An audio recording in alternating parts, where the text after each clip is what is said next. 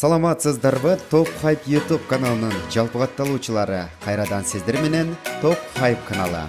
Бүгүн сиздер үчүн актер, тамашоочу, вайнер, Айтор позитивдүү жигит Шумкар Бейшеналиев жөнүндө сиздерге айтып бермекчибиз. Анда эмесе биз баштадык. Каарманыбыз тууралуу Шумкар Бейшеналиев 1994 жылы 7 январда Балыкчы шаарында туулган. Кесиби Бүбүсара Бейшеналиева атындагы Кыргыз мамлекеттик маданият жана искусство университетинин кино режиссерлук факультетинде окуган. Анын тартылган тасмалары бир мешок акча, фонд, напарниктер, до плюс фа, бажарики 2, Көкбөрү жана башкалар. Анын бою 177 сантиметр, салмагы 78 килограмм. Учурда бойдок, жүрөгү бош.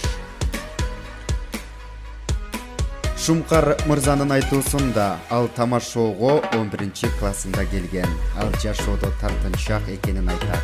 Тамашоодо ойноп жүрүп, 5 сезондо Шумкар мырза мыкты оюнчу аталган. Шумкар көбүнчө комедиялык жанрдагы тасмаларга тартылат.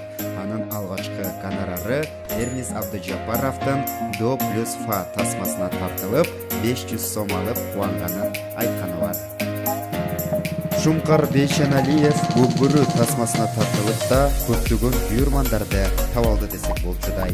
Инстаграм дүйнөсүндө дагы азыркы учурда кызыктуу, тамашалуу вайндарды тартып, элибиздин маанайына позитив тартуулап келет. Жекече компаниялар менен дагы иштешип келет. Анын Инстаграм баракчасында 360 миңден ашык катталуучусу бар. Демек, Инстаграм дүйнөсүндө дагы популярдуу болуп жатат.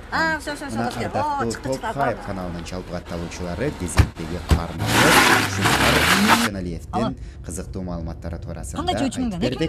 Биздин каналга катталып, кызыктуу маалыматтардан кабардар болуп туруңуздар. Эмне жумуш болмок эле, билесиңби? Мерс менен гонкага түшөм да мен. Здравствуй, мама. Вот опять пишу